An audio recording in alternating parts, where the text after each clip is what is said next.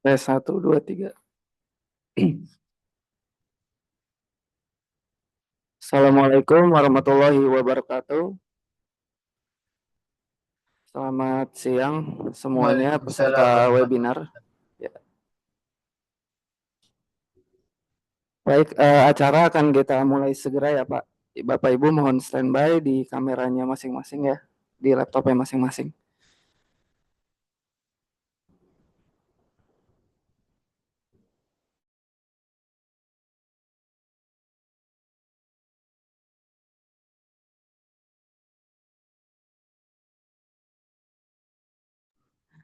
Bapak Ibu, baik sebelum kita mulai ada informasi yang harus disampaikan terkait webinar siang ini ya untuk eh, membantu lancarnya acara webinar siang ini.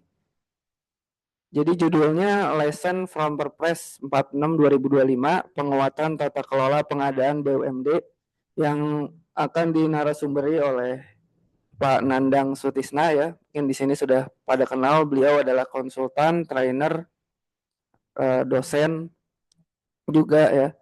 Kemudian berikut ada beberapa poin yang akan saya sampaikan. Sebelumnya saya Ibrahim, guide untuk acara ini sampai selesai nanti ya.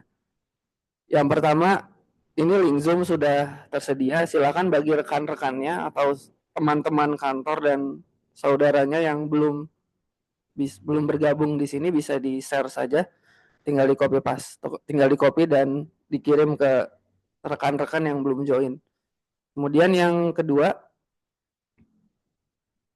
untuk eh, peraturan webinar kali ini ya, karena ini pesertanya cukup banyak, lebih dari 100 ya. Jadi nanti sesi bertanya diadakan di akhir. Nah, nanti jenis pertanyaannya terbagi menjadi dua ya, Bapak Ibu, langsung dan tidak langsung. Yang langsung nanti live dan yang tidak langsung bisa melalui chat. Kemudian yang melalui chat nanti akan difilter mana yang sesuai dengan topik, mana yang tidak, seperti itu. Dan berurutan. Jadi kalau sudah nanya, eh, jangan nanya lagi nanti ketiban gitu. Jadi yang paling pertama akan diprioritaskan. Kemudian berikutnya terkait e-sertifikat. Jadi nanti bagi yang mau atau berminat sertifikat, e-sertifikat ya, nanti selesai acara akan ada link khusus pengisiannya di grup WhatsApp. Jadi nanti yang berminat untuk e-sertifikat silakan mengisi link tersebut ya, form eh, dengan benar namanya ya, terutama nama dan instansi. Nah, seperti itu. Itu untuk terkait e-sertifikat. Link e-sertifikat akan diberikan nanti di akhir acara ini, insya Allah. Nah, kemudian yang berikutnya info lebih lanjut. Jadi grup WhatsApp ya, grup WhatsApp webinar ini akan segera dibubarkan setelah acara selesai ya. Jadi kalau ada yang mau konsultasi lebih lanjut atau diskusi atau lainnya, silakan masuk ke grup eksklusif PBJ Talk lewat link yang sudah disediakan. Di situ hmm, bebas bisa nanya, konsultasi dan lain-lain ya. Karena grup itu terisi oleh konsultan dan ahli PBJ BUMD. Nah, itu saja untuk info di awal ya terkait webinar kali ini. Um, karena narasumber sudah hadir di sini ya, Pak Nandang. Nah, maka dari itu waktu dan tempat kami persilakan untuk Pak Nandang Sutisna. Silakan.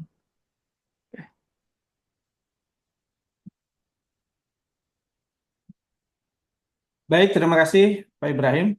Bapak Ibu sekalian, Assalamualaikum warahmatullahi wabarakatuh.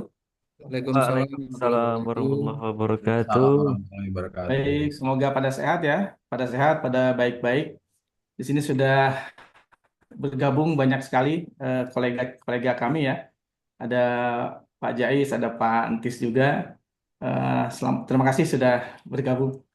Baik, Bapak Ibu sekalian, kita sudah lama juga ya tidak menyelenggarakan webinar karena satu dan lain hal dan alhamdulillah kita punya kesempatan eh, pada siang hari ini untuk berdiskusi ya tentang sesuatu yang mungkin sudah menjadi isu hangat ya belakangan ini terkait dengan Perpres 46 ya. Dan tentu saja karena kita ini spesialis di BUMD, jadi kami eh, menyelenggarakan sosialisasi dalam konteks BUMD. Sedangkan sosialisasi Perpresnya sendiri memang sudah diselenggarakan ya, baik oleh LKPP sebagai regulator yang memang mengelola kebijakan pengadaan ya, yang menyusun Perpres tersebut, termasuk juga oleh organisasi profesi, termasuk oleh rekan-rekan trainer yang lain ya di pemerintah. Dan mungkin untuk BUMD kita yang menyelenggarakan ya, karena memang selama ini kita lebih banyak aktif di pengadaan BUMD. Baik, Bapak Ibu sekalian, kita mulai ya di lesson learn from Perpres 46 2025 ya. Penguatan tata kelola pengadaan BUMD, integrasi best practice dan implikasi regulasi. Perkenalkan, saya Nandang Sutisna. Selama ini saya konsultan pengadaan barang jasa yang spesialisasi untuk BUMN dan BUMD ya. Termasuk juga Direktur PT Idea Training Center yang hari ini menyelenggarakan webinar ini. Mari kita lanjut Bapak Ibu sekalian ya. Saya dijabarkan dulu di awal, nanti kita mungkin bisa diskusi di akhir untuk mengelaborasi apa yang disampaikan pada kesempatan kali ini. Baik, ya ini tujuannya ya. Yang pertama tentu saja ada perubahan ya.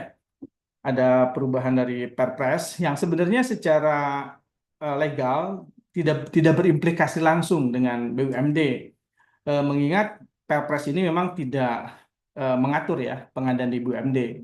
Tetapi walaupun demikian tentu saja kita perlu mengikuti ya best practice yang ada di BUMD, termasuk juga mungkin untuk best practice dari regulasi BUMN ya. Kami sendiri memang belum pernah menyajikan webinar untuk mempelajari best practice pengadaan yang ada di BUMN atau bahkan mungkin di perusahaan swasta ya, swasta besar yang bisa diadopsi oleh BUMN ya, maaf, oleh BUMD.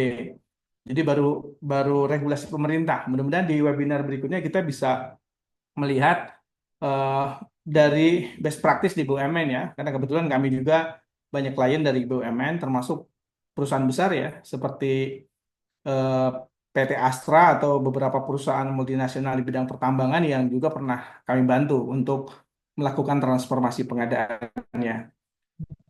Kemudian yang selanjutnya adalah panduan implementatif ya.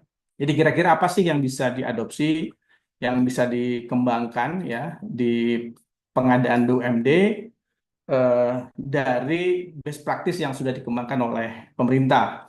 Karena sebetulnya walaupun secara hukum pengadaan di BUMD ini kewenangannya itu berpusat kepada kepala daerah dan direksi ya. Tetapi dalam praktiknya ada keraguan-raguan ya, kegamangan di BUMD ketika mengatur berbeda dengan pemerintah. Sehingga kemudian walaupun secara formal tidak ada hubungan yang langsung ya dengan Perpres, tetapi dalam praktiknya tetap di BUMD ketika mau melakukan inovasi itu akan bercermin dari pengadaan pemerintah ya. Berbeda dengan di BUMN ya. Kalau di BUMN sepertinya secara eh, kultural ya jarang memperhatikan Perpres. Tapi kalau di BUMD memang agak berbeda. Ya, sebetulnya secara hukum BUMD kewenangannya ya sama dengan LKPP ya, tanda kutip ya. Sama itu dalam pengertian begini. Jadi regulasi pengadaan barang jasa pemerintah itu diatur oleh Perpres, peraturan presiden ya untuk kebijakannya, sedangkan di BUMD diatur oleh kepala daerah kebijakannya. Dan juknisnya kalau di pemerintah diatur LKPP, sedangkan di BUMD diatur oleh peraturan direksi. Jadi sebetulnya kalau dari sisi kesetaraan, peraturan bupati dengan peraturan presiden itu setara tanda kutip ya. Dan peraturan direksi dengan peraturan LKPP sebetulnya juga setara. Ya. Setara dalam pengertian pemberlakuannya ya. Bukan setara dalam kedudukan tentu saja. Kalau kedudukan tentu saja tidak bisa dibandingkan ya. Tetapi di dalam konteks bagaimana regulasi itu mengatur sebetulnya setara ya. Tetapi dalam praktiknya tentu berbeda ya. Kalau LKPP bisa mengatur apapun ya, tanda kutip ya. Artinya inovasi apapun bisa dilakukan oleh LKPP tanpa perlu ada kekhawatiran. Karena saya sendiri 10 tahun ya jadi PNS dan terakhir memang PNS di LKPP. Tetapi di BUMD memang agak berbeda ya. Walaupun ada keinginan untuk melakukan inovasi, tapi tetap keraguan juga besar. Apakah terutama ini ya, terutama apakah auditor nanti bisa menerima, apakah APH nanti bisa menerima dan seterusnya dan seterusnya. Karena itu maka kemudian setiap perkembangan pengadaan di pemerintah sebetulnya menjadi angin segar ya buat BUMD, manakala memang ada beberapa best practice yang bisa diadopsi gitu ya. Baik, ini mengapa BUMD perlu memperhatikan Perpres. Yang pertama memang status BUMD ini sebagai perusahaan publik ya, yang mau tidak mau memang masih ada dimensi ya, dimensi keterkaitan dengan pemerintah, walaupun bukan pemerintah.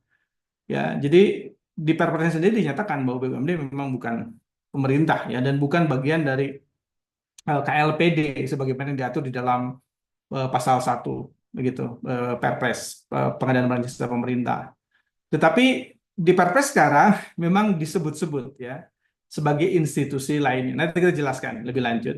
Tetapi kenapa kemudian BUMD berkepentingan dengan Perpres yang baru? Karena salah satunya tadi ya, sesama organisasi publik itu dimungkinkan ada metode atau model ya dari pengadaan pemerintah yang bisa diadopsi. Ya, tentu saja secara selektif ya, karena tidak semua regulasi pengadaan pemerintah itu bisa diadopsi oleh BUMD. Karena itu kesempatan webinar ini kita akan mendiskusikan apa yang sebetulnya bisa diadopsi dan apa yang bisa dikembangkan dari regulasi pengadaan barang jasa pemerintah di BUMD.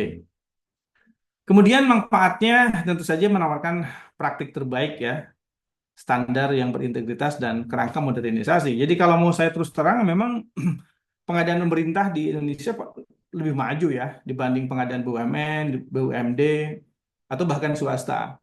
Maju di dalam konteks bagaimana kedalaman regulasi yang mengatur, termasuk bagaimana ekosistem digital yang dibangun dan digunakan.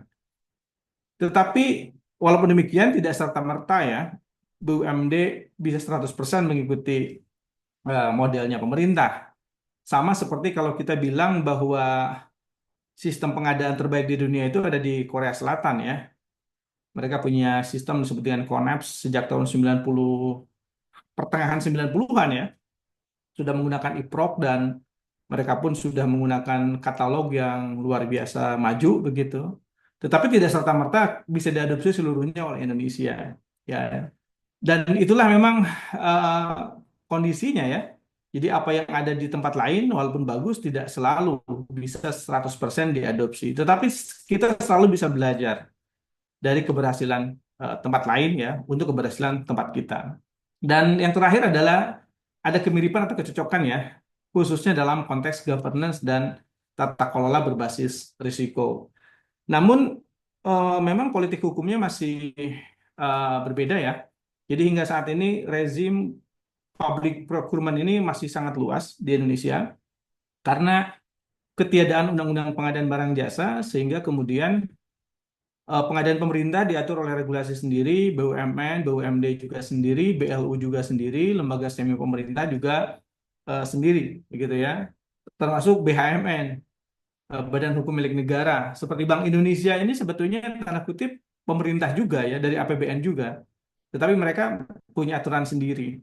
Termasuk juga lembaga semi pemerintah seperti KONI dan lain-lain yang pengadaannya berdasarkan sumber anggaran dari APBN juga, APBD, tetapi dalam praktek pengadaannya tetap tidak berpedoman kepada Perpres. Tetapi satu kesamaan di antara mereka ya pada aspek governance ya. Karena apapun kondisinya organisasi-organisasi tersebut memang masih dimiliki oleh publik ya. Walaupun memang punya karakteristik khusus yang berbeda-beda. Inilah yang menjadi alasan kenapa secara prosedural berbeda-beda. Walaupun dalam konteks governance dia sama ya. Artinya sama-sama harus bisa dipertanggungjawabkan kepada publik ya. Walaupun pendekatannya bisa berbeda-beda.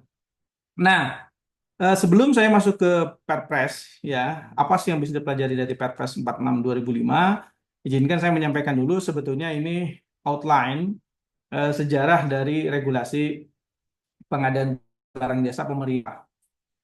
Jadi yang tercatat regulasi yang mengatur pengadaan ya secara formal itu ada di eh, tahun 69 ya, Kepres 33 tahun 1969 atau di Repelita pertama ketika Presiden Soeharto memimpin pemerintahan Orde Baru berkuasa, pemerintah menerbitkan Kepres ya.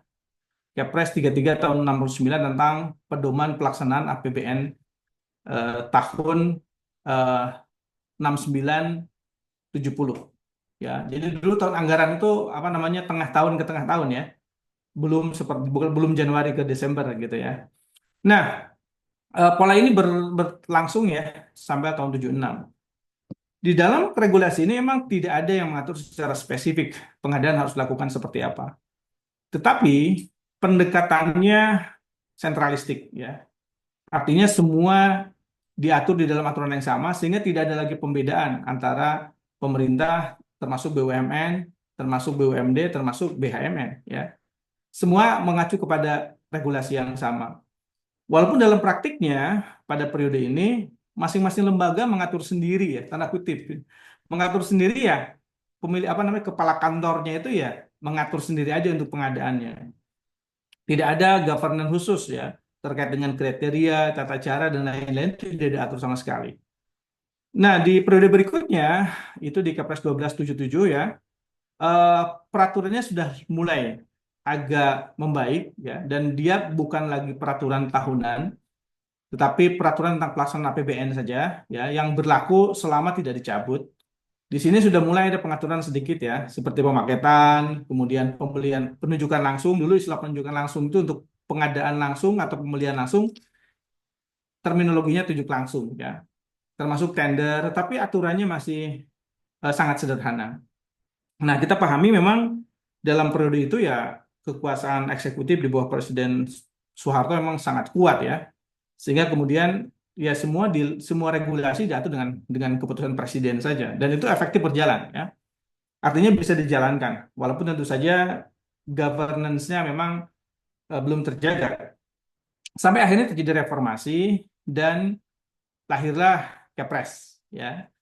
Dua Kepres. Jadi Kepres 17 tahun 2000 tentang pelaksanaan APBN dan Kepres 18 2000 tentang pengadaan barang jasa pemerintah.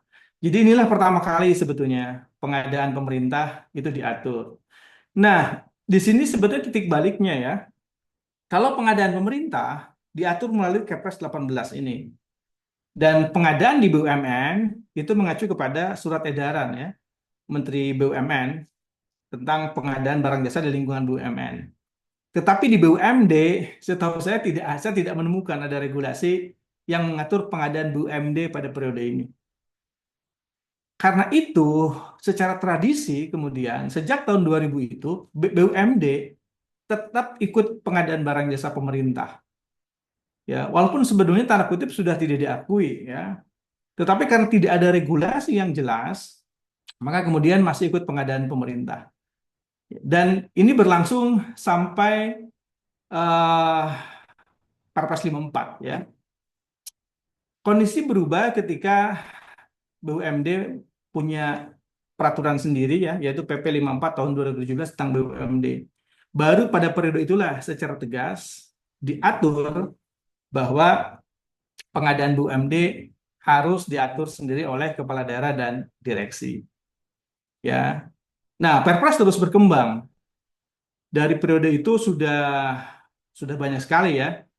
Ada 7 kali perubahan mungkin ya. Atau kalau dari 2017 sudah ada 3 perubahan ya Perpres. Tetapi di BUMD bahkan masih banyak sampai hari ini eh, BUMD yang belum memiliki peraturan kepala daerah tentang pengadaan barang jasa BUMD dan banyak juga BUMD yang belum punya SOP pengadaan barang jasa internal yang ditetapkan oleh direksi. Gitu ya. Nah, situasi itu yang sebetulnya akhirnya membuat pengadaan di BUMD menjadi tidak sustain ya. Kalau di pemerintah sudah berlari sangat kencang begitu, tetapi di BUMN pun sejak tahun 2000 mereka sudah mengikuti alurnya, artinya mereka sudah menyusun aturan sendiri ya tanpa dipengaruhi secara signifikan oleh pengadaan barang jasa pemerintah. Tapi di BUMD sampai hari ini masih banyak yang masih berpedoman kepada Perpres. Ya, itulah salah satu kemudian alasan kenapa sebetulnya di Perpres sekarang ada istilah institusi lain itu ya, yang memberi peluang sebetulnya.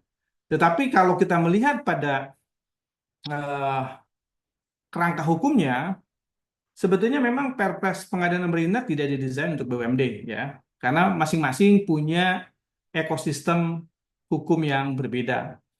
Jadi kalau kita lihat pengadaan pemerintah di kita ini diatur oleh Perpres. Ya, ini agak ironis sebenarnya kalau boleh berterus terang. Ironisnya kenapa? Karena pengadaan ini sektor yang sangat strategis ya. Eh, di mana-mana di dunia termasuk di Uni Eropa ya pengadaan diatur di dalam sebuah undang-undang ya. Bahkan studi yang pernah saya lakukan di Afrika Selatan itu pengadaan itu masuk konstitusi ya. Kalau di kita masuk Undang-Undang Dasar 45-nya begitu ya. Sebegitu pentingnya pengadaan gitu. Tetapi di Indonesia sampai hari ini belum ada undang-undang pengadaan. Tetapi karena kebutuhan pengaturannya memang dibutuhkan, maka lahir dalam bentuk Perpres. Ya, jadi PP aja bukan ya. Karena uniknya di Undang-Undang Keuangan Negara 23 2003 dan Perbendaharaan Negara nomor 1 tahun 2004 tidak diamanatkan sama sekali terkait dengan penyusunan pengadaan barang jasa pemerintah. Saya tidak tahu ya penyusun undang-undang saat itu sampai miss ya, tidak memasukkan pengadaan sebagai bagian dari ekosistem hukum keuangan negara yang strategis ya. Karena itu sampai hari ini pengadaan barang jasa masih diatur di dalam regulasi setingkat Perpres ya. Nah, implikasinya Perpres kemudian diikuti oleh Juknis ke peraturan LKPP, peraturan Mendagri, peraturan PUPR, peraturan Kemenhan dan seterusnya. Jadi juknisnya bisa diatur oleh banyak sekali kementerian lembaga. Dan bukan saja umum ya, di pengadaan pemerintah terjadi tumpang tindih peraturan, kemudian juga kalau Bapak Ibu lihat sosialisasi yang disampaikan oleh Pak Emin kemarin juga sampai hari ini banyak hal yang belum bisa disinkronisasi antara regulasi pengadaan pemerintah dengan regulasi di Kemenq atau di Kemendagri gitu atau di PUPR atau di PU sekarang ya sudah PU. Karena peraturannya setingkat Perpres, kemudian masing-masing mereka punya undang-undang sendiri ya. Jadi Kementerian PU ya punya dalil karena kami mengikuti undang-undang konstruksi yang mengamanatkan kami untuk mengatur pengadaan konstruksi. Begitupun keuangan, begitupun di BLU ya. Nah, termasuk di BUMD sebetulnya. BUMD juga punya regulasi tersendiri. Karena ketiadaan undang-undang pengadaan barang jasa publik itulah kemudian kondisinya seperti sekarang ya. Semua pengadaan publik kita terfragmentasi di dalam banyak klaster ya. Bahkan pemerintah sendiri ada pengadaan pemerintah bisa berbeda mengecualikan di peraturan di Kementerian Pertahanan, di kepolisian atau untuk BLU bahkan sudah dikecualikan lagi gitu secara penuh dan seterusnya gitu ya. Nah, inilah sebetulnya kerangka hukum yang perlu Bapak Ibu pahami bahwa ekosistem hukumnya memang saat ini berbeda. Karena itu maka kemudian BUMD ya sebetulnya tetap tidak berpengaruh ya dengan Perpres yang baru tetap apa namanya mengatur sendiri ya. Walaupun memang sebetulnya sebagaimana disampaikan juga oleh Pak Emin dari LKPP bahwa BUMN BUMD bisa mengadopsi best practice yang cocok untuk digunakan di organisasi masing-masing ya. Dan sebetulnya pengadaan itu kalau dari sisi operation ini sama saja. Yang namanya perancangan pengadaan, yang namanya tender, sebetulnya sama saja. Di seluruh dunia pun sama karena LKPP sendiri juga kan sebetulnya mengadopsi model pengadaan yang sudah ada di FIDIC, sudah ada di apa Unsitral, ada di model-model di Uni Eropa dan seterusnya ya. Tetapi tetap tidak seluruhnya sama, ya. Tidak pernah ada aturan pengadaan yang sama persis, ya. Kecuali dipaksa oleh regulasi. Seperti pemerintah di Indonesia, semua KLPD dipaksa pakai aturan yang sama. Berbeda umpamanya seperti di Amerika Serikat, tiap kementerian lembaga punya aturan sendiri, pemerintah negara bagian juga bisa mengatur sendiri. Artinya regulasi pengadaan didesentralisasi. Tapi kalau di Indonesia untuk pemerintah desentralisasi, tetapi dalam klaster yang berbeda-beda, ya. Dan khusus untuk BUMN, BUMD, politik hukumnya atau kebijakan hukumnya itu didesentralisasi. Karena di BUMN, sebagaimana peraturan menteri menyatakan bahwa juknis pengadaan di BUMN diatur oleh masing-masing direksi BUMN. Demikian juga BUMD. Jadi regulasi di BUMD masing-masing diatur oleh direksi BUMD, ya. Nah, memang sebetulnya ada plus minus ya dengan desentralisasi itu. Jadi desentralisasi bagusnya fleksibilitasnya tinggi, ya. Artinya setiap lembaga ini punya karakter sendiri untuk mengembangkan metode pengadaannya. Dan ini seperti yang diadopsi oleh pemerintah Amerika Serikat, ya. Tetapi memang kekurangannya tidak terstandarisasi, ukuran governance-nya menjadi sulit diukur. Ya, jadi masing-masing memang ada plus minusnya, ya. Ketika dia disentralisasikan, digabungkan dengan dipisahkan, itu memang akan ada implikasinya. Tetapi untuk BUMD, memang di Indonesia, BUMD ini disebutnya ada, kalau dalam istilah internasional itu ada dual mode, ya. Dual mode itu organisasinya berorientasi publik sekaligus berorientasi bisnis. Di Rusia, di Cina masih ada, ya, perusahaan-perusahaan seperti BUMN, BUMD. Kalau di Amerika dan mungkin beberapa negara di Eropa Barat, ya kalaupun ada perusahaan pemerintah diprivatisasi, ya. Khusus mungkin untuk yang tertentu, ya, seperti listrik, air, transportasi masih dikuasai oleh BUMN, ya. Tetapi kalau untuk sektor yang memang tidak menguasai hajat hidup orang banyak, ya, seperti perusahaan konstruksi gitu, ya, ya mereka tidak ada BUMN-nya. Tapi di kita yang menarik karena BUMN BUMD kita sebetulnya bukan hanya bergerak di sektor yang menguasai hajat hidup orang banyak, ya, seperti listrik, air, mungkin telekomunikasi. Karena risikonya, ya, kalau bayangkan telekomunikasi, air atau transportasi kalau dikuasai swasta begitu, ketika yang punyanya ngambek, layanan publik terlantar, itu berbahaya, ya. Termasuk mungkin televisi nasional dan seterusnya lah, ya. Di banyak negara termasuk di Amerika sendiri pun masih dikuasai negara gitu, ya. Tetapi tetap mereka diberikan dua peran tadi. Jadi secara bisnis mereka dikasih kebebasan, tetapi dalam konteks governance mereka juga tetap diatur di dalam regulasi, ya. Jadi sebetulnya model yang ada di kita ini ya relatif sama lah, ya, relatif sama dengan apa yang ada di luar, ya. Walaupun mungkin dari sisi advance-nya agak berbeda karena pengaturan eh, antara fleksibilitas dan governance-nya kalau di negara maju sudah relatif seimbang, ya. Sehingga potensi penyimpangan, korupsi, dalam bahasa kita gampangnya potensi KKN-nya bisa ditekan, ya. Termasuk juga potensi eh, intervensi politik juga semakin kecil, ya. Dan informasi mungkin untuk Bapak-Bapak yang ada di BUMD, sebetulnya silahkan dipelajari Undang-Undang 1 tahun 2005 tentang BUMN, ya, yang sudah sangat maju dalam pengertian, ya, dalam pengertian sudah mulai mengikuti adaptasi dari peraturan di negara-negara maju, ya, memisahkan BUMN dari keuangan negara. Jadi uang BUMN itu sekarang tidak lagi disebut sebagai uang negara yang dipisahkan, tetapi betul-betul BUMN itu memang bukan uang negara, gitu, ya. Implikasinya sangat luas, ya, walaupun beresiko. Jadi memang ada plus minusnya. Tapi untuk BUMD nampaknya belum ke arah sana, ya. Tetapi ya patut kita tunggu bagaimana arah kebijakan BUMD, apakah akan mirip dengan BUMN-nya atau akan berbeda. Kita lihat, ya, kebijakan pemerintah ke depan. Tapi implikasinya politik hukum itu sebetulnya implikasinya kepada pengadaan, ya. Jadi kalau semakin BUMN dilepas, maka kebebasan di dalam mengatur pengadaannya juga akan semakin bebas, ya. seperti apa yang kita temui di negara-negara maju. Baik, kita akan masuk ke pokoknya ya dari webinar ini, yaitu highlight Perpres ya. Yang pertama ada perluasan lingkup ya, ada penegasan kewajiban sertifikasi, ada jenis kontrak yang baru, kemudian ada UMK dan PDN, purchasing, kemudian pengadaan berkelanjutan, dan adanya penerapan reward dan punishment ya untuk pemenuhan TKDN.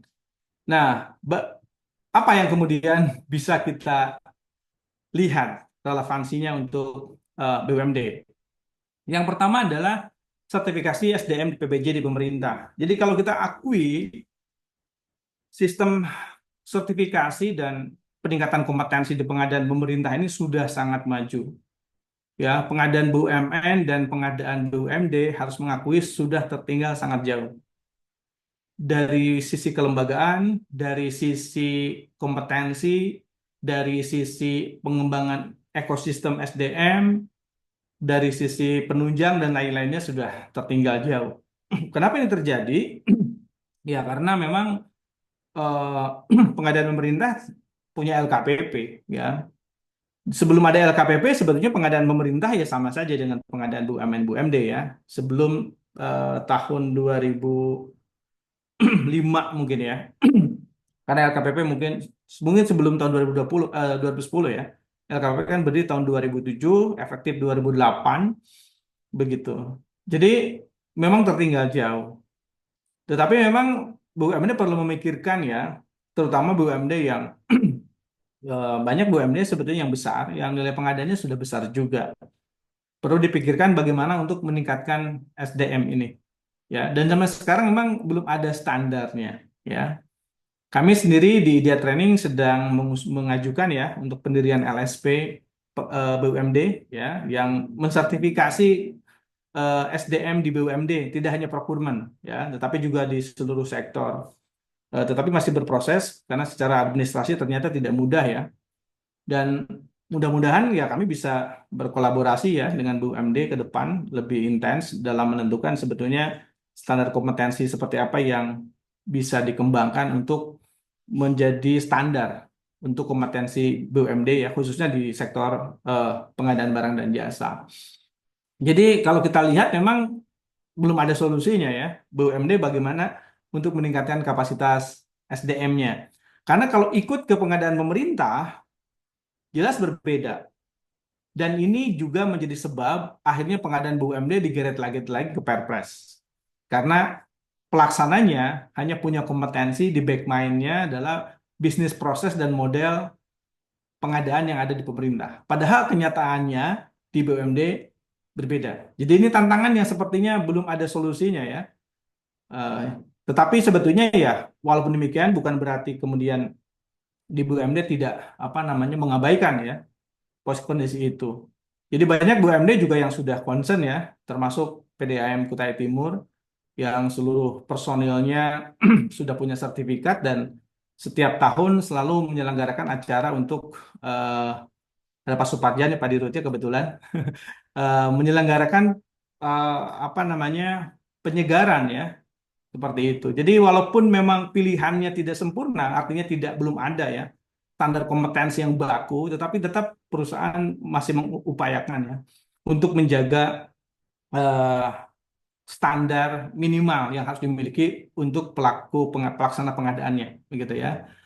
Kemudian katalog dan purchasing ini juga tantangan yang berat ya untuk BUMD karena sampai saat ini belum sebetulnya terbangun katalog atau purchasing yang didirikan oleh BUMD ya. Walaupun sebetulnya inisiasinya sejak tahun 2015 saya dengan banyak sekali perwakilan BUMD ya berdiskusi bagaimana membangun. Tetapi ketika tidak ada regulasi yang sifatnya memaksa memang menjadi lebih sulit begitu ya. Selain daripada pengadaan di BUMD memang tidak terlalu besar. Tetapi sebetulnya katalog sekarang, purchasing sekarang justru bergeser ke arah pengadaan-pengadaan yang sifatnya rutin ya.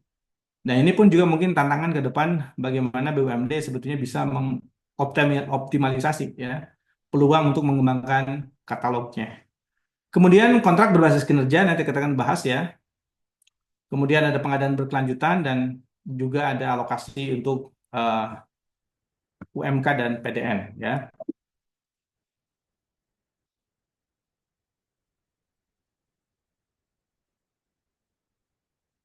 Baik, sebentar. Sepertinya. Nah, ya, ini yang best practice pertama ya. Jadi sebetulnya ini lebih kepada kebijakan. Jadi BUMD sebagai sebuah entity sebenarnya tidak terlalu terkait dengan kebijakan ini ya. Alokasi 40% anggaran untuk PMK dan PDN ini. Secara PDM sebagai institusi yang mandiri ya. Tetapi BUMD sebagai sebuah eh, lembaga atau sebuah organisasi yang masuk di dalam ekosistem negara tentu saja menjadi tunduk ya kepada kebijakan yang ada di pemerintah. Nah, ini perlu dipelajari lebih lanjut ya kaitannya dengan bagaimana eh, kebijakannya. Termasuk juga sebetulnya kebijakan kaitan dengan pemerintah daerah ya. Karena UMK ini kan sebetulnya usaha mikro, kecil dan menengah itu memang diupayakan yang berada di daerah sekitar BUMD begitu ya. Nah, termasuk untuk PDN ya. Jadi PDN juga sebetulnya ini menjadi program nasional. Bahkan sebetulnya kalau dalam pendekatan kebijakan bukan hanya organisasi publik ya, bahkan masyarakatnya pun sebenarnya harusnya ikut ya, ikut mensupport, mendukung kebijakan ini gitu ya.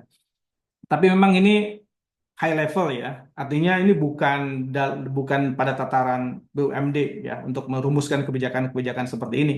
Artinya BUMD sebenarnya hanya ikut saja. Kalau diwajibkan ikut, kalau tidak diwajibkan ya eh, tidak perlu ikut gitu ya. Bukan tidak perlu dalam pengertian eh, menghindar ya.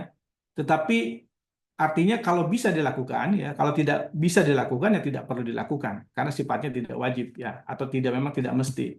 Tetapi kalau dia menjadi sebuah kewajiban ya BUMD harus mengkondisikan supaya bisa melaksanakan apa yang menjadi eh, peraturan pemerintah tersebut. Yang kedua, ini mungkin yang baru ya. Sebetulnya tidak baru-baru amat. Supply by owner ini sebenarnya saya pernah dengar dari Pantis malah ya, dari Jayapura. Di sana sudah dilakukan. Dan banyak PDAM sebetulnya sudah melakukan supply by owner ini. Artinya ya eh, BUMD itu bisa eh, menyediakan material untuk pekerjaan konstruksi umpamanya. Jadi hanya jasanya saja begitu ya. Sebetulnya sih ide ini sudah disampaikan oleh Pak Agus Raharjo ya tahun 2011. Sebetulnya sih sejak tahun 2011 sudah, cuman memang belum diatur secara tegas di Perpres ya. Dimungkinkan sebetulnya untuk meningkatkan efisiensi pekerjaan konstruksi itu tidak selalu 100% diserahkan kepada kontraktor ya. Ada supply by kontraktor, ada supplier by owner gitu ya. Jadi ini sebetulnya mungkin perlu dipelajari ya, karena beberapa eh, PDAM pernah menyampaikan ke saya pekerjaan-pekerjaan yang sederhana seperti pemasangan pipa begitu, kemudian gangguan kebocoran dan lain-lain, ketika dikerjakan sendiri jauh lebih efisien ya. Bahkan efisiensinya luar biasa besar ya, di atas 50% dibanding dengan dikerjakan oleh kontraktor. Nah ini dan dipercaya malah juga kualitasnya jadi lebih baik gitu ya. Tentu saja ini case ya, saya tidak bisa mengambil kesimpulan bahwa semua keadaan akan seperti itu, tetapi yang perlu dipelajari lebih lanjut peluang itu ya. Kemudian procurement based performance ya, atau FBC ya, orang-orang PDAM atau orang di BUMD sering menyebut dengan FBC. Sebenarnya pada prinsipnya maksudnya sama ya. Jadi kontrak berbasis eh, output ya. Nah ini juga sama bisa dikembangkan di BUMD. Tetapi memang satu hal Bapak Ibu sekalian, sebuah metode yang bisa diadopsi di pengadaan pemerintah itu tidak serta-merta harus ditelan ya oleh BUMD secara mentah-mentah gitu ya. Kita perlu memikirkan sebetulnya bagaimana adopsinya dilakukan ya. Karena sebetulnya BUMD dengan pemerintah itu kondisinya berbeda. Pemerintah itu memang tidak punya kemampuan sama sekali untuk terlibat di dalam pekerjaan konstruksi. Berbeda dengan BUMD seperti PDAM. Ya, bahkan banyak PDAM yang punya kemampuan sendiri sebetulnya untuk mengerjakan. gitu ya. Karena itu kalau memang itu bisa dikerjakan dan itu dianggap lebih efisien, lebih efektif ya, lebih baik, maka itu bisa dicoba ya. Artinya procurement based performance atau pengadaan berbasis output ini bisa diadopsi ya. Tinggal bagaimana pengaturan teknisnya. Karena kelemahannya eh, pengadaan berbasis output ya atau procurement based performance ini adalah dari tahap awalnya belum rinci. Baru rincinya ketika di tahapan pekerjaan ya. Sama seperti design and build. Sehingga proses pengawasan menjadi sangat penting ya. Dan bagaimana menilai sebuah proses evaluasi tendernya pun menjadi berbeda ya. Karena dia bisa jadi akan menggunakan sistem yang tidak menggunakan sistem gugur murni gitu ya. Bahkan bisa menggunakan sistem nilai. Karena itu maka kemudian perlu di-exercise sebetulnya. Kira-kira apa sih yang bisa, pekerjaan jenis apa yang bisa mengadopsi ini dan caranya bagaimana ini perlu dimatangkan ya. Dan sebetulnya ya ekosistem pengadaan di BUMD khususnya di PDAM saya pikir sudah lama terbangun ya. Tinggal bagaimana mengoptimalkan eh, apa namanya komunikasi itu atau kolaborasi itu supaya bisa menghasilkan metode-metode baru yang lebih sesuai ya. Karena sebetulnya ketika Perpres mengatur, BUMD tenang ketika mengadopsi ya. Karena kalau tidak ada di pemerintah, BUMD was-was ya. Takut disalahkan ya, takut disalahkan, takut dianggap bagian dari skenario penyimpangan dan lain-lain ya. Kita pahami betul ya kekhawatiran-kekhawatiran itu. Sehingga ketika Perpres mengatur sebetulnya itu menjadi angin segar karena lebih mudah menjelaskan kepada pihak lain ketika mengadopsi ini ya. Walaupun sebetulnya banyak yang Perpres baru mengatur, sedangkan di BUMD sebetulnya sudah diatur lebih dulu ya, termasuk yang ini sebenarnya sudah diatur terlebih dahulu. Tetapi termasuk nanti ada repeat order dan lain-lain yang tidak hanya untuk konsultan, sebenarnya di BUMD sudah diatur lebih lama ya. Tetapi sekarang dengan Perpres juga mengatur hal yang sama, maka secara konfidensi memang menjadi lebih yakin ya bagi BUMD. Kemudian digitalisasi dan e-purchasing ya. Ini yang mungkin masih terhambat ya di BUMD. Apa namanya? Belum banyak BUMD yang menggunakan e-procurement ya. Kecuali mungkin BUMD-BUMD besar. Tetapi dan di sekitar Jabotabek mungkin ya, yang hampir seluruhnya atau rata-rata sudah menggunakan. Tetapi di luar memang masih banyak yang masih dengan manual ya. Dan kalau kita bercermin dari pengadaan pemerintah, bagaimana ekosistemnya dibangun ya luar biasa ya. Sudah angkat topi lah. Jadi saya pikir BUMN, BUMD, termasuk bahkan perusahaan swasta sendiri tidak akan bisa ya menyaingi ekosistem digital yang dimiliki oleh LKPP. Tapi itu bisa dipahami karena pemerintah memang menginvestasikan anggaran yang sangat besar untuk itu, menginvestasikan waktu, tenaga, pikiran untuk mengembangkan ekosistem digital itu ya. Dan itu tidak dimiliki oleh BUMN dan BUMD. Karena bagaimana kita pahami ya BUMN BUMD hanya mampu mengembangkan apa yang dia mampu saja ya. Hanya berdasarkan pada kemampuannya saja. Berbeda dengan LKPP yang memang dapat anggaran dari pemerintah dianggap sebagai sebuah lembaga yang memang berkewajiban untuk itu. Nah, tetapi walaupun demikian tetap ya kita diuntungkan karena kita bisa belajar sebetulnya dengan apa yang terjadi ya.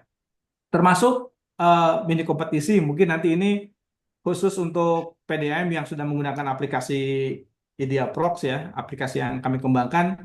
Mungkin ke depan kita akan diskusi sebetulnya untuk mengembangkan aplikasi yang ada untuk meningkatkan kemudahan di BUMD ya. Termasuk kita mungkin akan mengadopsi ya yang ini apa namanya kompetisi ini. Sebetulnya kalau secara konseptual sudah lama sekali didiskusikan ya dengan di BUMD.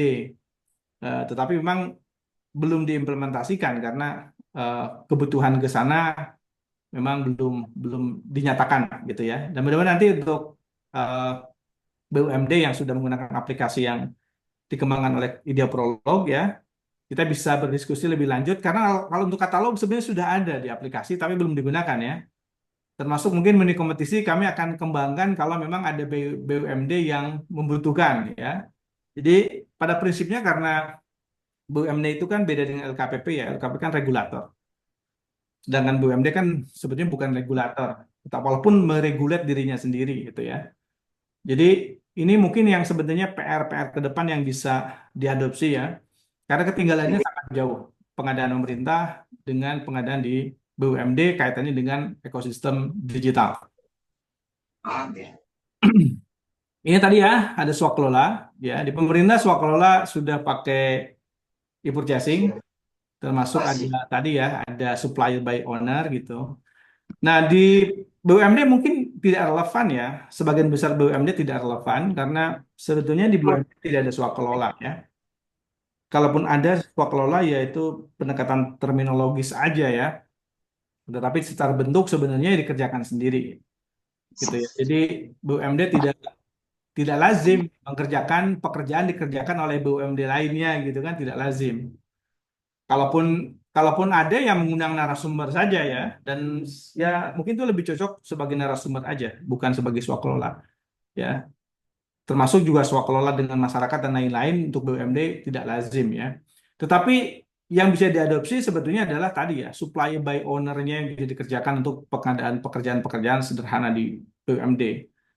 Nah ini perlu dipertimbangkan, kan tiap BUMD kan orientasinya berbeda ya. Jadi mungkin BUMD-BUMD yang kondisi keuangannya tidak terlalu baik, fokus pada efisiensi, sebetulnya bisa meregulate aturan diri apa BUMD-nya dengan model-model pengadaan yang berpotensi meningkatkan efisiensi, ya, termasuk supply by owner ini ya. Jadi dia bisa lebih efisien. Dan dari beberapa pembincangan pribadi saya dengan beberapa direksi yang sudah mengimplementasikan ini dihasilkan hasil yang jauh lebih efisien. Tapi ada beberapa PDAM yang sumber daya manusianya yang terbatas, tapi pekerjanya banyak ya, dan mungkin tidak memungkinkan dengan metode ini. Maka tetap bisa menggunakan metode yang lama ya. Jadi sebetulnya setiap metode itu atau setiap model ya di dalam eh, pengadaan, ya termasuk sebenarnya dalam ilmu umum ya, manajemen secara umum selalu harus dikaitkan dengan kondisi internal ya. Tetapi paling tidak kita memahami ya, ada model baru yang bisa diadopsi. Ini pengadaan berkelanjutan ya. Kalau di luar negeri ini sudah sangat concern. Jadi kalau kita lihat studi-studi BUMN di luar negeri ya, di negara-negara maju, negara-negara Skandinavia, fokusnya pengadaan itu bukan lagi barang yang bagus, yang murah gitu ya. Tapi sudah kepada aspek lingkungan, sosial, dan ekonomi. Ya, ya sayangnya di kita memang setahu saya sampai hari ini belum ada juknisnya yang implementatif ya, bagaimana menciptakan green procurement umpamanya, termasuk untuk pemberdayaan ekonomi lemah di sekitar BUMD dan seterusnya itu belum ya, belum secara model belum. Tetapi secara konsep sebenarnya kita harus mulai memahami ya bahwa ke depan pada akhirnya kita akan menuju ke aspek ini ya. Jadi pada aspek benefit lagi ya, bukan profit lagi ya. Walaupun ya di tataran pengadaan pemerintah pun sebenarnya memang belum ya, belum belum belum advance ya, apalagi di dalam pengadaan BUMN BUMD. Ya, ini SDM ya. Jadi di pemerintah sudah luar biasa ya, PPK sudah sesuai dengan tipologinya ya, sertifikasinya. Dan di BUMD memang belum ada sama sekali.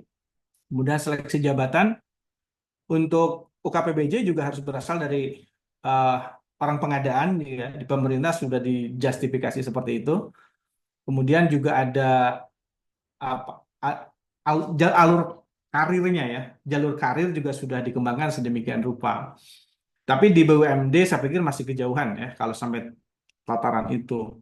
Yang paling krusial sebenarnya di BUMD sekarang adalah bagaimana menciptakan SDM ya yang bisa menjalankan fungsi pengadaannya dengan baik ya. Dengan baik itu pengertiannya ya bisa selesai tepat waktu dengan cara yang tidak melanggar prosedur, tidak melanggar etika ya, dan juga bisa menghasilkan barang yang baik gitu. Jadi pada pada level itu aja sudah bagus gitu ya.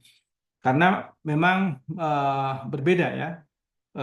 Kalau di pemerintah pengembangan SDM-nya dalam satu komando yang dikomandoi oleh LKPP. Walaupun kita tahu ya di daerah tidak semuanya bisa mengikuti eh, kebijakan LKPP yang sebegitu dinamis dan begitu cepat ya.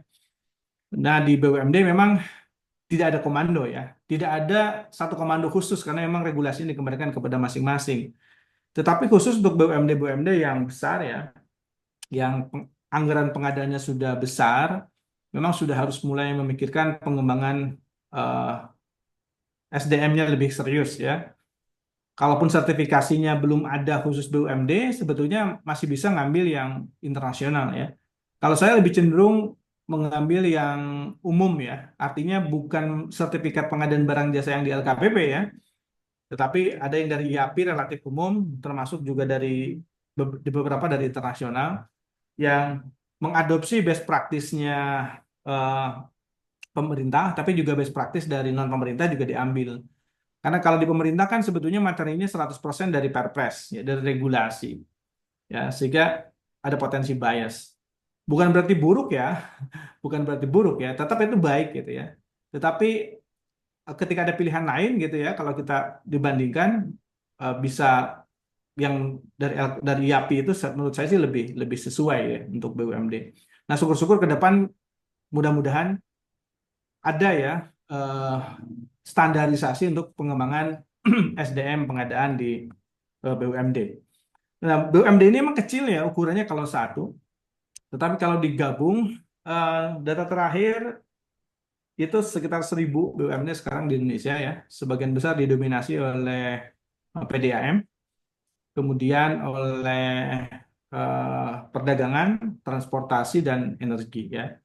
Jadi jumlahnya besar. Jadi kalau digabungkan ya setara dengan BUMN sebetulnya.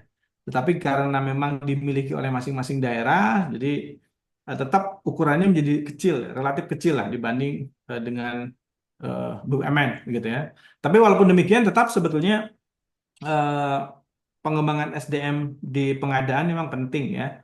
Karena tantangannya pun saya pikir ya kalau saya boleh terus terang sangat sulit di BUMD ya. Jadi kalau dibandingkan sebetulnya jadi pengadaan di BUMD ya lebih sulit dibanding dengan di pemerintah. Ya, bagi saya yang pernah di dunia pengadaan pemerintah dengan di dunia pengadaan BUMD gitu ya. Karena tadi dua statusnya yang tidak jelas, swasta bukan, pemerintah bukan gitu ya. Kemudian juga kalau di pemerintah kan regulasi semua sudah diambil alih oleh LKPP, ekosistem digital sudah diambil alih oleh LKPP. Jadi tinggal ngikutin apa saja yang sudah diatur oleh pemerintah. Tetapi di BUMD tidak sesederhana itu, karena harus mengatur sendiri. Ketika mengatur pun banyak orang yang bertanya, kenapa harus harus begitu mengaturnya, gitu ya. LKPP kan tidak pernah ditanyain begitu, kenapa harus diaturnya seperti itu, gitu ya.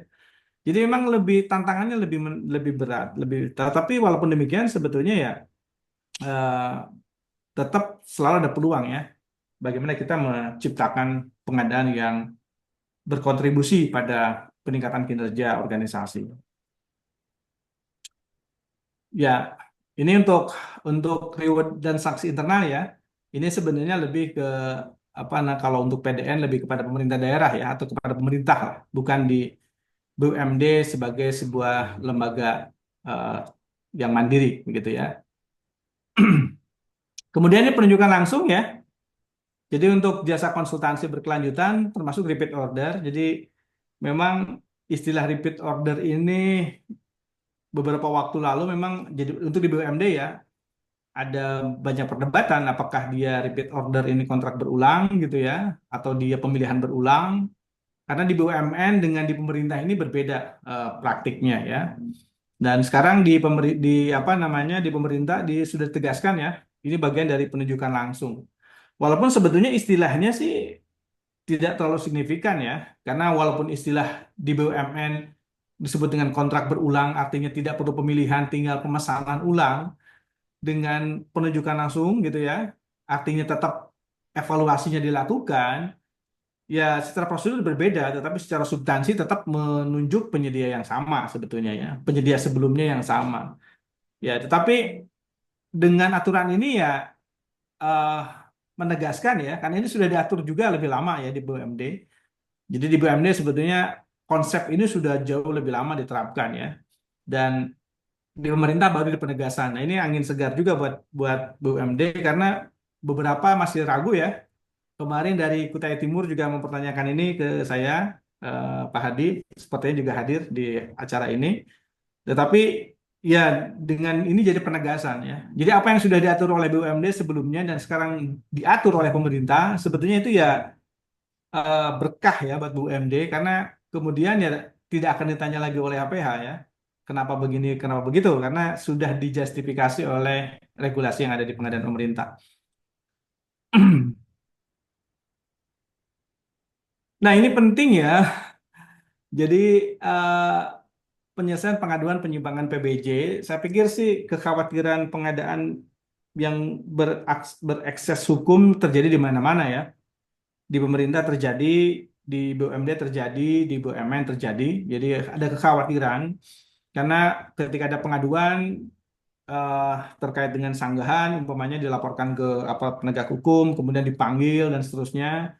Kita paham ya, aparat penegak hukum punya tupoksi itu begitu, tetapi tidak bisa dipungkiri proses-proses itu akan mengganggu kenyamanan, ketenangan dan kepercayaan diri ya.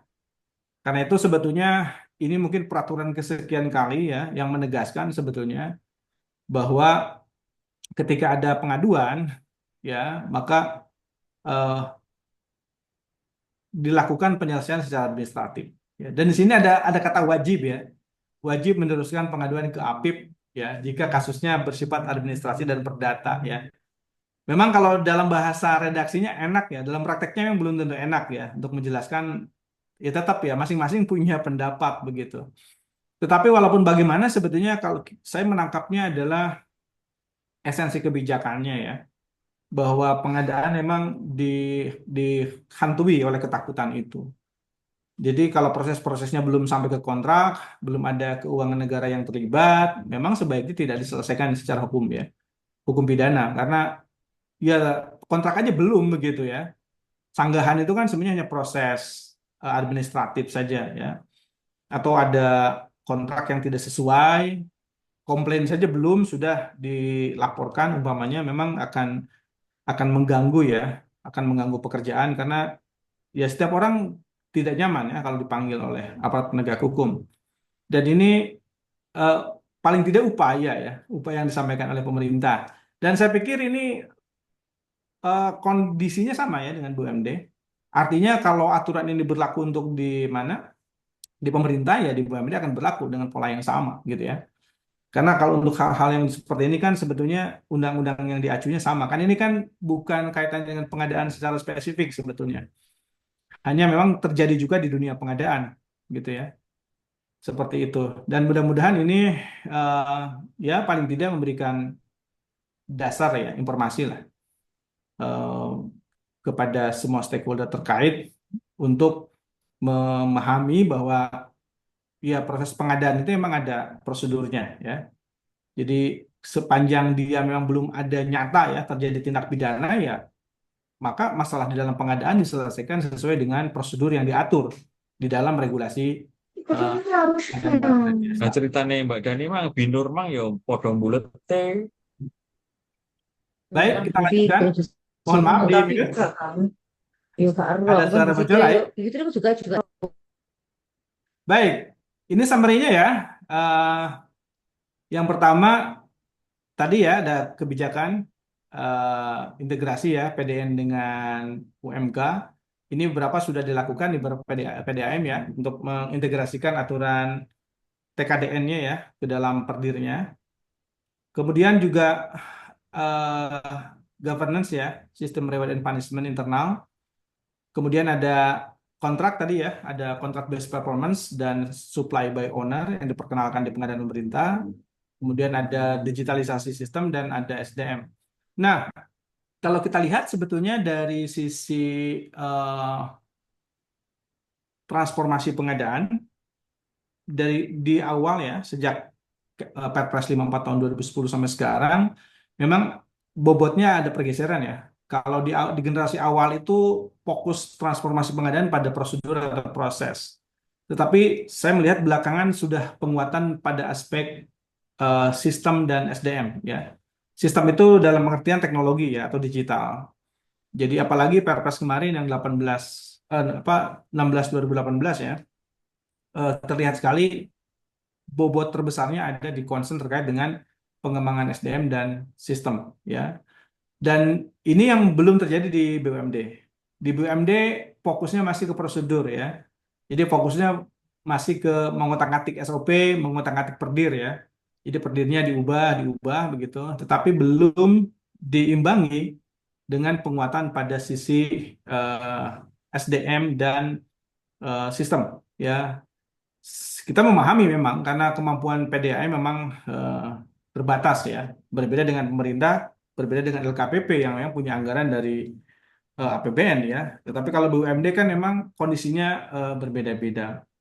Ya, tetapi memang eh, ekosistemnya banyak ya. Kasarnya BUMD ini banyak temannya sebetulnya.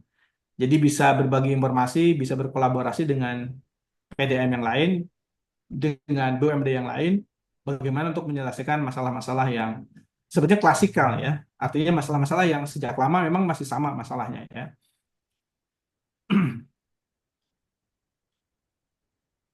Baik, ya. Jadi kesimpulannya memang Perpres 546 bisa jadi benchmarking ya, atau bisa memberikan pelajaran, lesson learn buat BUMD. BUMD bisa mengkaji kira-kira model mana yang bisa diadopsi ya oleh BUMD dari Perpres ini, tetapi perlu dipahami bahwa mengadopsi sebuah model, sebuah sistem tidak semudah mengcopy paste isi Perpres ke isi Perdir ya. Jadi kalau mengcopy paste isi Perpres di copy paste ke Perdir ya mudah ya, bisa dilakukan oleh siapapun. Tetapi mengadopsi itu pengertiannya bukan itu. Mengadopsi itu sebetulnya adalah bagaimana kita mengimplementasikan model yang dianggap baik, yang cocok ya, yang baik, yang bagus ya, yang berhasil, yang dilakukan di tempat lain, berhasil dilakukan juga di tempat kita ya. Dan itu tidak sesederhana mengcopy paste aturan ya. Jadi ketika ada perpres baru kemudian eh, perdirnya diubah dengan cara mengcopy paste apa yang di perpres baru dimasukkan ke perdirnya begitu ya. Tidak sesederhana itu karena kita perlu mengukur sebetulnya aturan-aturan itu memang secara efektif bisa tidak dijalankan oleh kita. Ya, SDM kita apakah sudah memadai atau tidak dan seterusnya dan seterusnya. Artinya memang perlu pertimbangan sebelum kita melakukan adopsi. Ini tindak lanjut yang disarankan ya, tentu saja ada review SOP-nya. Kira-kira apa yang bisa diadopsi dan jangan lupa sebelum diadopsi memang perlu didiskusikan terlebih dahulu ya. Jangan tadi saya sampaikan asal copy paste saja karena kita perlu memahami betul ya apakah cocok dan kalau memang cocok nanti bagaimana akan dilaksanakan dan seterusnya.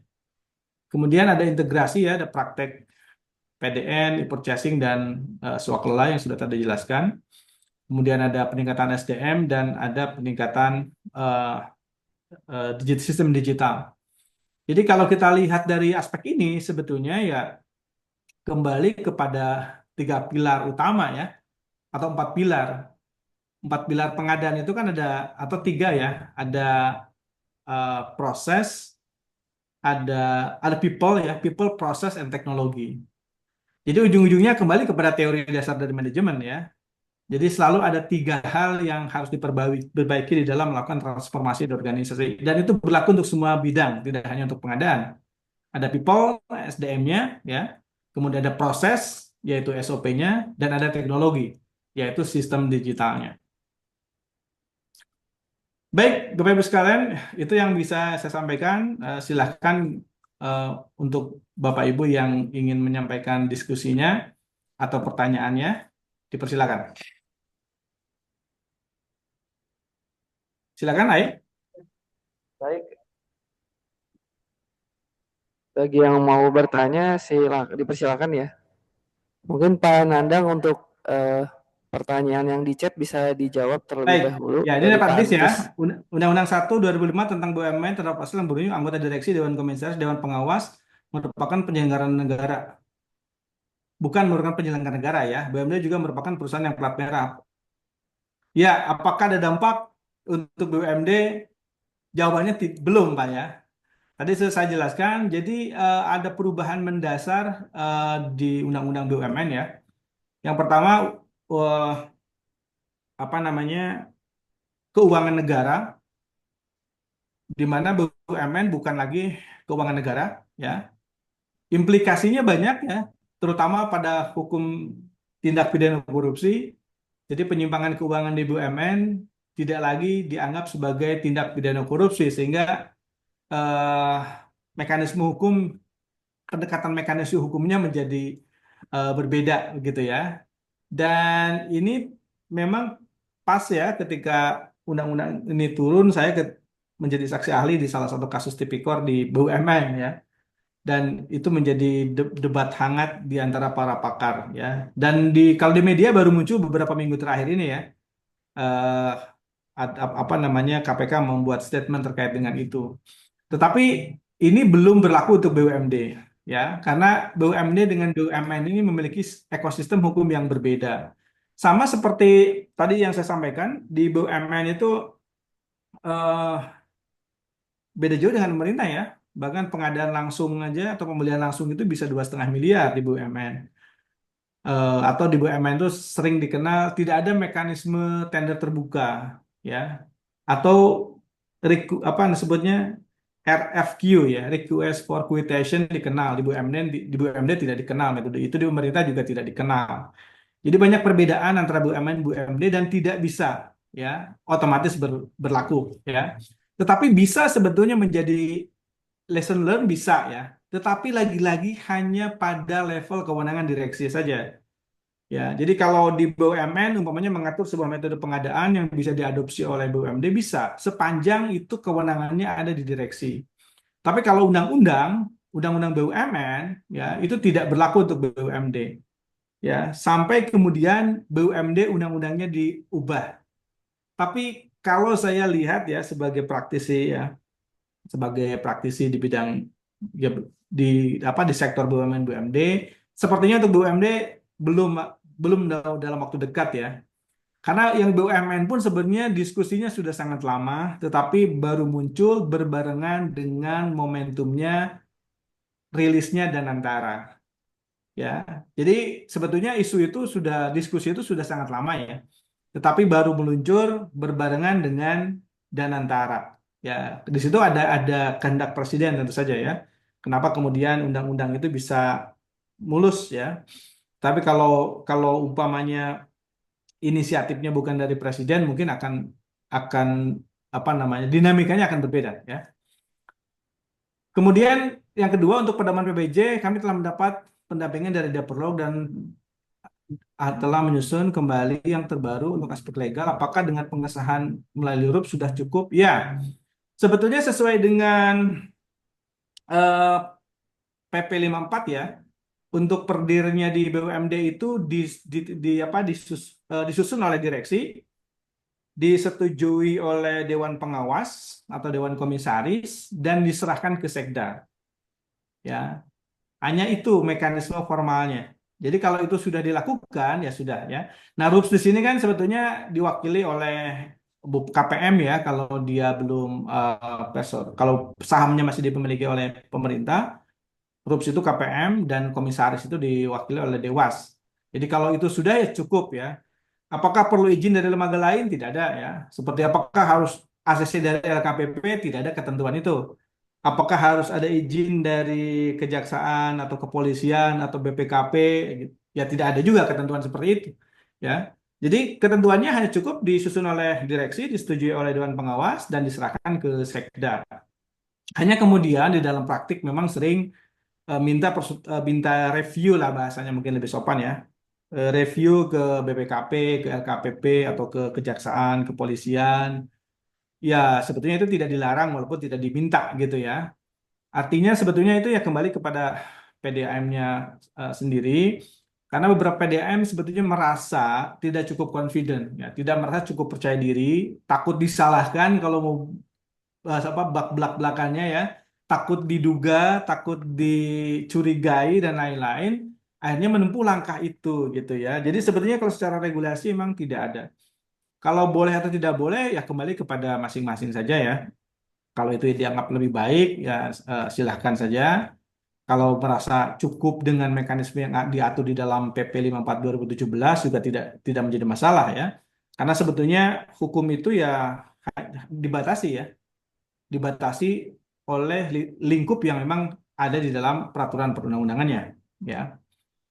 Baik, kemudian ada Pak Napoleon dalam Permen BUMN diatur penunjukan langsung. Salah satunya adalah afiliasi. Batasan penunjukan langsung terhadap sesama BUMN dan afiliasi ini apa? Ya, kebetulan kami Pak Napoleon di BUMN ya memang tidak ada batasan. Walaupun sebenarnya itu konteksnya di peraturan menterinya ya. Walaupun sebetulnya implementasi di tataran BUMN-nya bisa berbeda.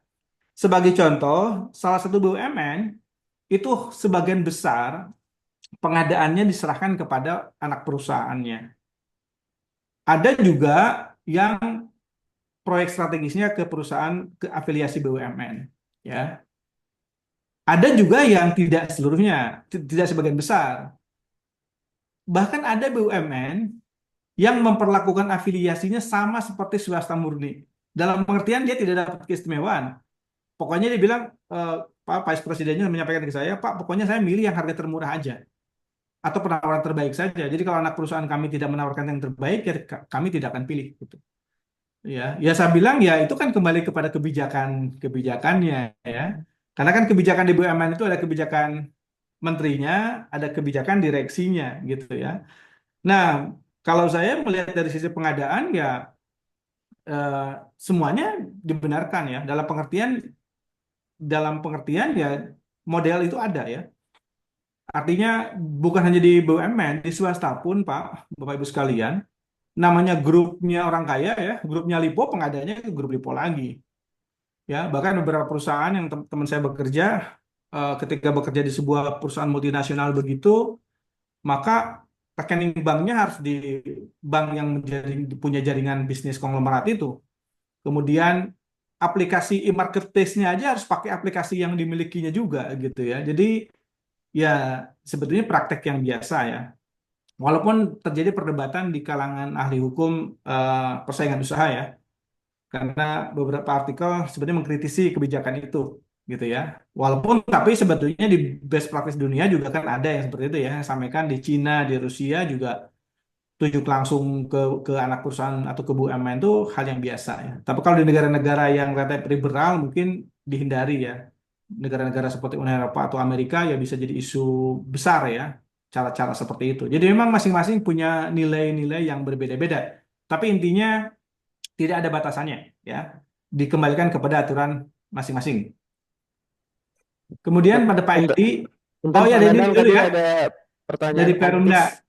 Pantis belum terjawab yang nomor 3. Kemudian setelah ini nomor baru 3. Perumda Oh Manado. maaf. Oh ya, Ya. saat ini LKP menghimpun BUMD dalam trade purchasing wilayah timur, khususnya Papua masih terkendala dengan kondisi geografis.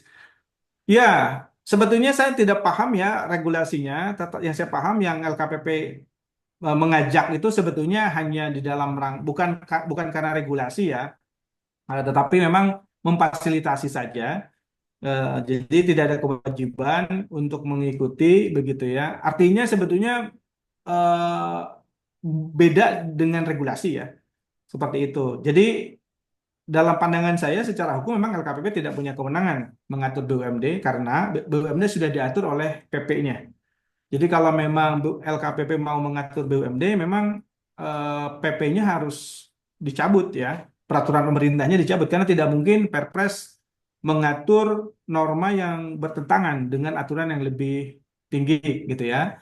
Dan setahu saya juga konfirmasi karena kebetulan saya diundang juga untuk kegiatan ini ya, pernah diundang jadi narasumber. Seingat saya juga itu bukan sebuah kewajiban ya, hanya menindaklanjuti beberapa PDAM yang berkonsultasi ke LKPP ya, meminta difasilitasi dan sebagaimana kebiasaan LKPP ketika memfasilitasi sebuah permintaan dari BUMD biasanya juga menawarkan ke BUMD yang lain gitu ya.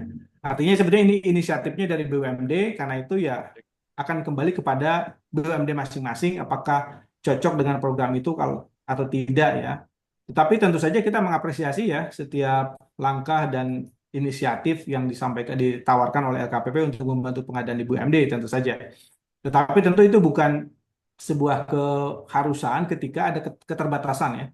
Misalnya dengan infrastruktur, kondisi geografis, kondisi teknologi dan lain-lain, atau bahkan mungkin kebijakan di daerah yang apa namanya ada regulasi yang mengharuskan umpamanya pemberdayaan eh, pengusaha lokal dan seterusnya ya. Kita kita memang apa namanya di BUMD banyak dimungkinkan ya terikat dalam regulasi-regulasi yang bersifat lokal ya. Jadi tentu tidak sepanjang tidak ada regulasinya maka dia sifatnya tidak wajib.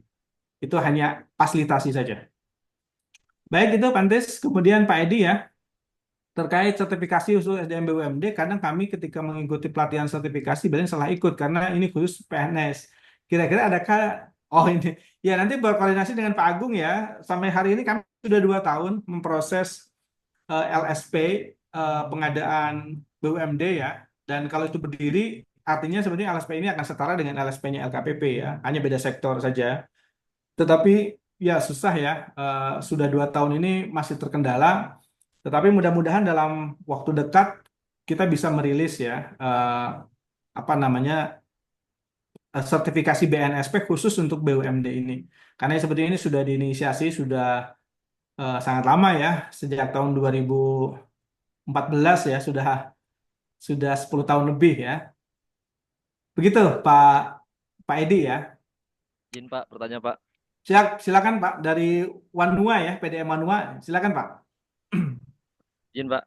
Oh, dari Pak Afan ya. Ya Pak, Silakan Pak. dari Perumdam Kalimantan Tengah Pak. Baik, silakan Pak, silakan. Oke.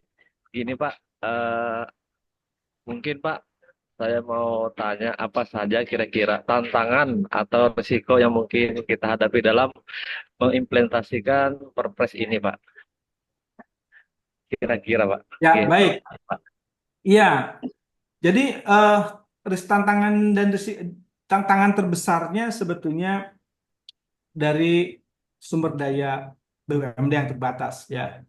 Ini berbeda dengan di pemerintah yang bisa mengembangkan eh, ekosistem digital yang begitu maju, bisa membuat regulasi SDM yang begitu maju dan seterusnya ya.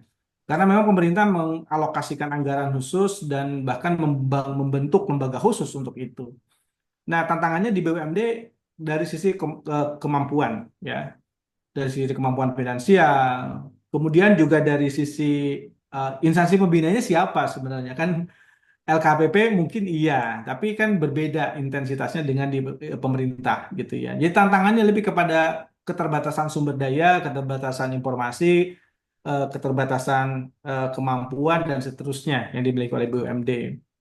Kalau risikonya sebenarnya relatif tidak ada risiko yang berarti ya, kecuali memang eh, apa namanya tadi tidak serta-merta mengadopsi itu hanya sekedar copy paste saja.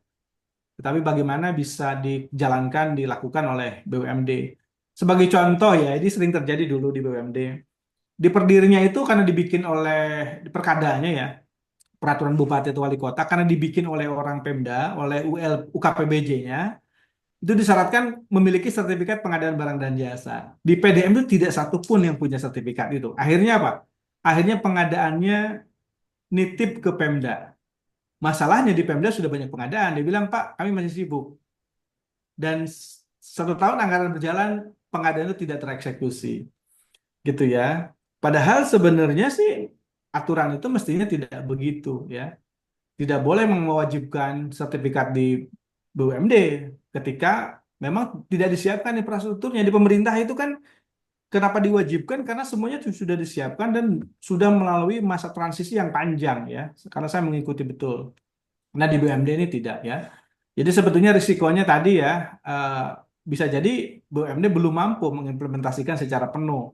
Karena itu tetap kita harus melihat ya kondisinya sehingga kemudian dibandingkan mana sih yang bisa diadopsi, mana yang tidak. Kalau secara prosedur mungkin sebagian besar bisa diadopsi, tapi kaitan dengan SDM, kaitan dengan ekosistem digital, saya pikir itu masih butuh waktu yang lebih lama ya. Tapi mari kita memanfaatkan ya sekecil mungkin apa walaupun sekecil apapun yang bisa ya untuk meningkatkan kinerja pengadaan kita.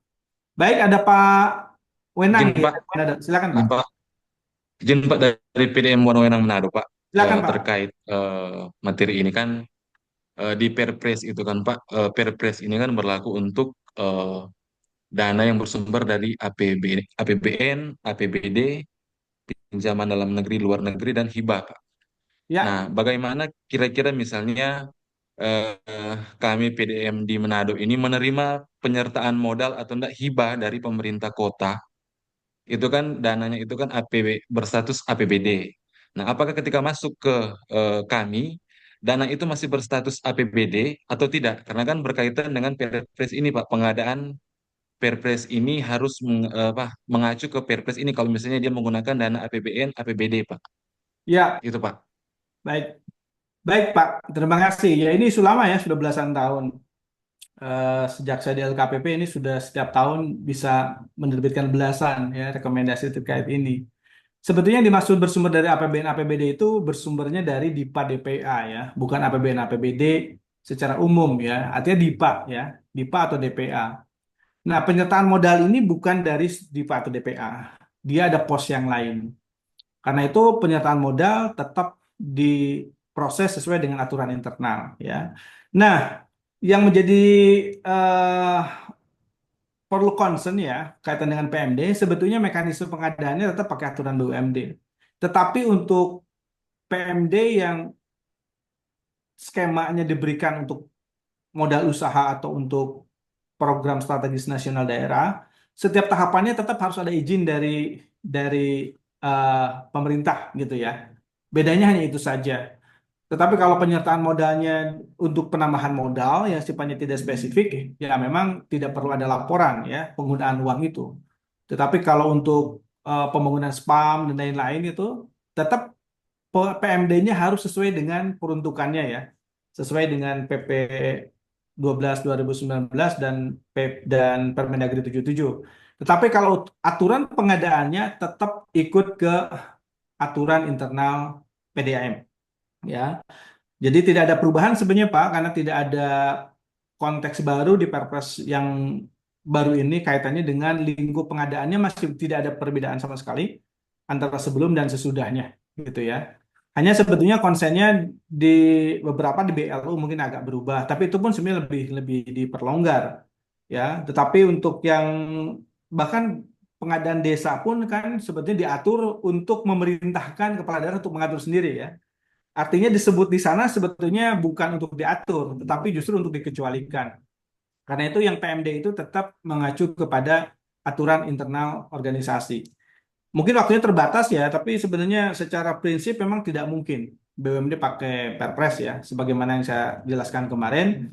Karena itu sebenarnya regulasi itu sejak awal BUMD itu harusnya sendiri. Hanya memang baru tegas di PP yang baru 54 2017 itu. Demikian Pak. Baik, silakan ada yang lain. Kalau tidak ada, saya kembali ke chat ya. Toyawening, prinsip pengadaan 7, namun di PP hanya 2, efisien dan smart. Apakah alasan dan implikasi terhadap klausul tata kelola PBJ? Ini pertanyaannya bagus ya. Jadi di pengadaan pemerintah prinsipnya ada 7 ya. Efektif, efisien, transparan, terbuka, adil, akuntabel, dan bersaing. Tetapi di pemerintah di BUMD hanya efisien dan transparan. Apa implikasinya pada tata kelolanya? Implikasinya pada tata kelola adalah pengadaan di BUMD lebih berorientasi kepada kepentingan bisnis. Salah satunya itu. Sehingga kemudian sepanjang dia efisien dan transparan, itu boleh diatur. Norma hukumnya begitu. Hanya yang jadi masalah adalah kepercayaan diri aja. Ya, takut disalahkan, takut dituduh, takut segala macam. Yang pada akhirnya eh, implikasi dari ini belum dimaksimalkan. Ya, belum dimaksimalkan oleh BUMD karena tetap masih. Padahal sebetulnya politik hukumnya sudah jelas bahwa di BUMD ini harus cepat, harus tepat. Yang penting transparan gitu ya. Seperti itu. Nah, Bapak Ibu kalau belajar mendalami pengadaan, sebetulnya pasal-pasal yang lahir di pengadaan itu lahir dari prinsip pengadaan, termasuk model, metode, dan lain-lain. Tapi terus terang peluang ini belum optimal di BUMD karena ketakutannya luar biasa ya. Ketakutan di BUMD luar biasa, lebih dari di pemerintah di BUMD ini, Karena setiap aturan harus bertanya ke LKPP, ke BPKP, ke kejaksaan, ke kepolisian dan seterusnya. Walaupun sebenarnya secara regulasi tidak ada ketentuan sama sekali yang meminta itu, ya. Artinya negara sudah memberikan kewenangan penuh kepada pemerintah daerah dan direksi sebenarnya. Ya sama ketika LKPP membuat Perlem kan LKP tidak izin siapa-siapa. Tentu saja berkoordinasi ya dalam pengertian menyerap aspirasi gitu ya. Tapi kalau izin, apakah izin ke Mabes Polri, apakah izin ke BPK gitu tidak sebetulnya ya. Sebetulnya sama ya. Tetapi dalam prakteknya memang agak berbeda ya. Karena itu implikasinya berbeda di dalam pengaturan, tetapi dalam praktek implementasinya memang belum banyak perbedaan yang signifikan ya. Eh, Walaupun sebenarnya secara hukum sudah menegaskan bahwa prinsipnya hanya ada dua, sehingga kemudian ada fleksibilitas yang lebih tinggi dibanding pengadaan pemerintah. Untuk penyusunan pedoman PBJ BUMD terkait batas nilai pengadaan, faktor apa saja yang menjadi pertimbangan? Ya, memang sebenarnya kalau secara teori eh, menentukan threshold pengadaan langsung apakah dia 100 juta, 200 juta, 500 juta, 1 miliar, itu kan sebetulnya disesuaikan dengan profil pengadaannya.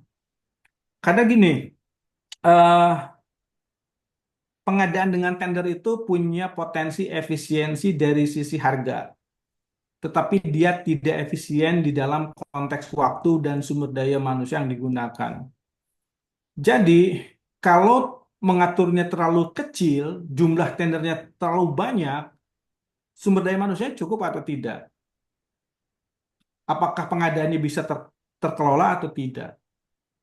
Maka kalau jumlahnya terbatas, maka harus menyesuaikan berapa kapasitasnya. Karena beda dengan swasta bisa rekrut dan pecat orang setiap waktu, tanda kutip ya. Di BUMD kan tidak bisa. Kalau bagian pengadaannya cuma 3 orang ya, tidak bisa tiba-tiba nama jadi 10 orang begitu ya.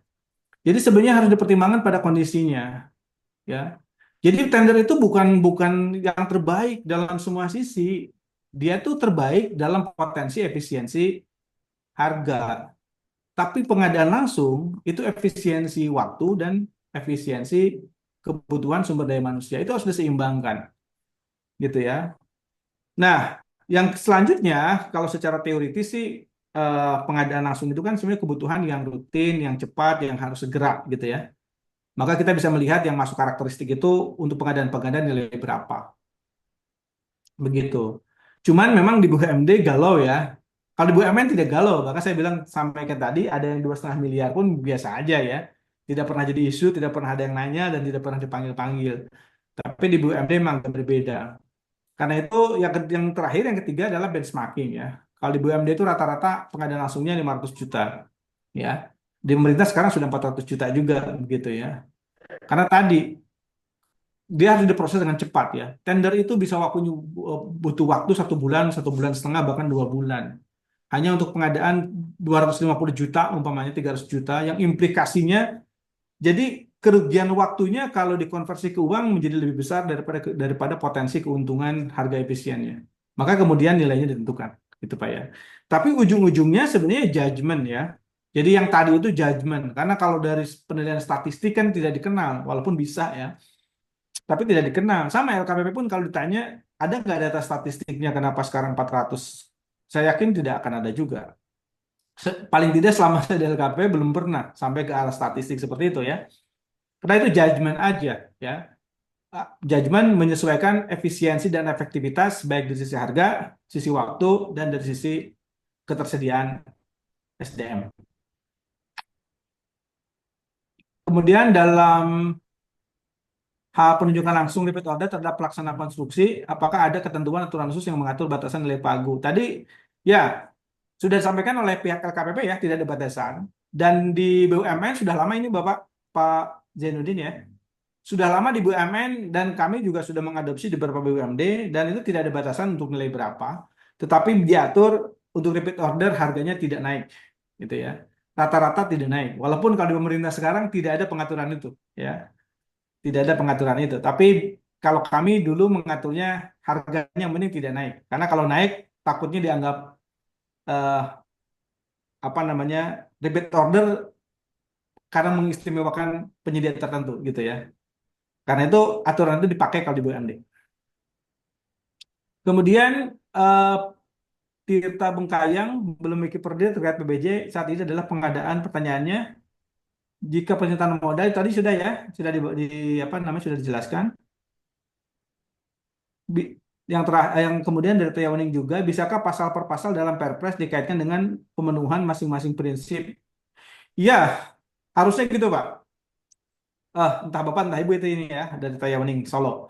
Sebetulnya iya yang saya sampaikan tadi ya. Jadi kalau kita belajar bagaimana menyusun regulasi pengadaan, semua regulasi itu nyantolnya ke prinsip. Jadi Bapak-Bapak yang punya background hukum ya, hukum itu dimulai dari rezim hukum. Rezim hukum itu di bawahnya menghasilkan filsafat hukum, ya. Nah, filsafat hukum itu menghasilkan teori hukum. Teori hukum menghasilkan hukum positif, ya, atau apa yang diatur. Karena itu Bapak-Ibu sekalian, pengaturan pengadaan di negara sosialis dengan di negara liberalis itu berbeda. Pengaturan pengadaan di Indonesia pasca lahirnya era reformasi dengan eranya Pak Jokowi jauh berbeda.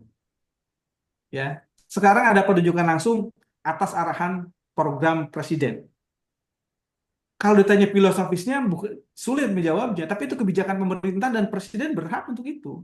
Dan pertimbangannya bukan hanya pertimbangan pengadaan, gitu ya. Karena itu sebetulnya ya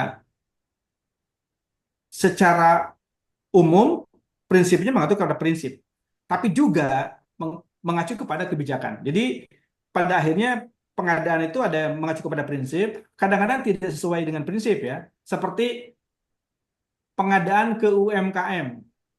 Secara prinsip lebih mahal potensinya sebenarnya. Dan UMKM pun secara kompetensi biasanya lebih rendah dibanding usaha yang lebih besar secara kemampuannya. Tapi alasannya bukan prinsip, tetapi alasannya kepada kebijakan. Jadi peraturan pengadaan secara murni teoritis basisnya ke prinsip. Dalam praktiknya ditambah dengan satu lagi yang jadi dasar, yaitu kebijakan.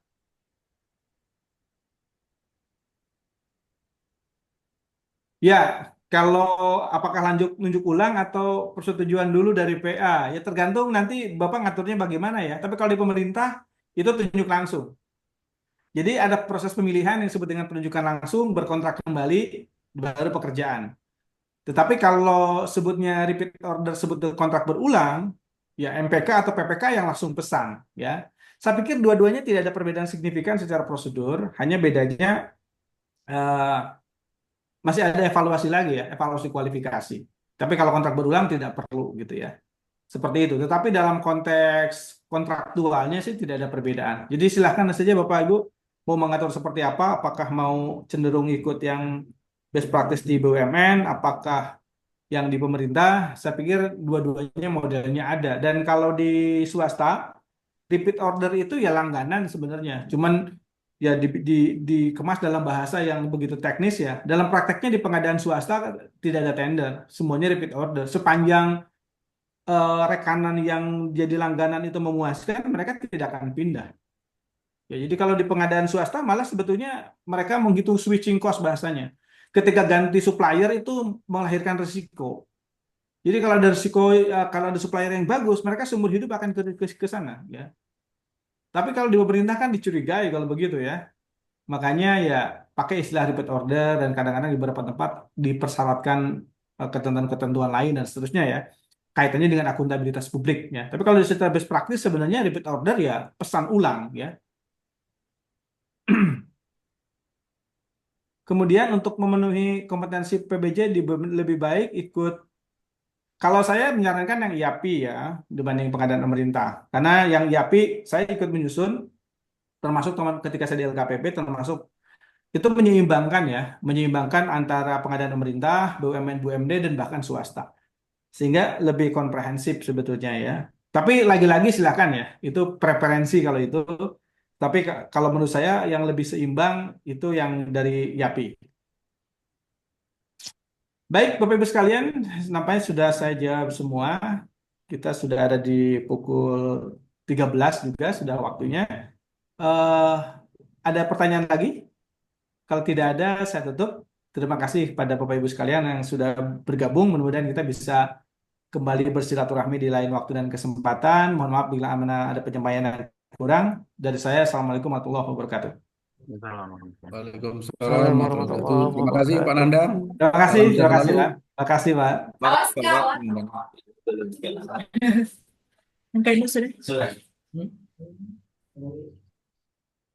Baik, terima kasih Pak Terima Nanang kasih atas materinya. pemaparannya. Terima kasih. Terima kasih Bapak. Terima kasih Pak Nanda. Terima kasih kembali, izin live. Laut. Baik, terima kasih Bapak Ibu atas kesetiaannya sampai akhir ya. Untuk info selanjutnya silakan bisa dilihat di WhatsApp grup ya terkait materi dan peminatan sertifikat dari acara ini. Kemudian jika mau diskusi lebih lanjut, silakan masuk ke grup Telegram yang sudah kita sediakan. Link tersebut tidak boleh untuk disebar, hanya untuk peserta yang di sini saja ya. Jadi nanti beberapa dari sini sudah masuk, saya lihat tadi ke grup Telegram PBJ Talk ya. Oleh karena itu silakan yang mau diskusi dan konsultasi terkait PBJ ya dijawab oleh konsultan, ahli, dan ada Panandang juga di situ ya. Cukup dari kami itu saja untuk webinar kali ini. Insya Allah untuk info selanjutnya dari Idea Prolog bersama Idea Training dan PBJ Talk akan menyelenggarakan lebih lanjut terkait sosialisasi ini di BIMTEK yang akan diselenggarakan di bulan depan ya. Ada pertanyaan terkait webinar ini, Bapak Ibu? Kalau tidak, saya izin untuk menutupnya. Sekali lagi, grup WhatsApp akan segera dibubarkan setelah mengisi form Google Form-nya ya. Jadi silakan yang mau diskusi lebih lanjut bisa ke grup Telegram PBJ Talk. Itu sudah disediakan ruang untuk diskusi terkait PBJ khusus BUMD. Baik Bapak Ibu, terima kasih atas waktu dan kesempatannya. Kami akhiri untuk webinar siang menuju sore ini. Saya tutup. Saya Ibrahim, pamit undur diri. Assalamualaikum warahmatullahi wabarakatuh. Waalaikumsalam. Waalaikumsalam. Terima kasih. Iya.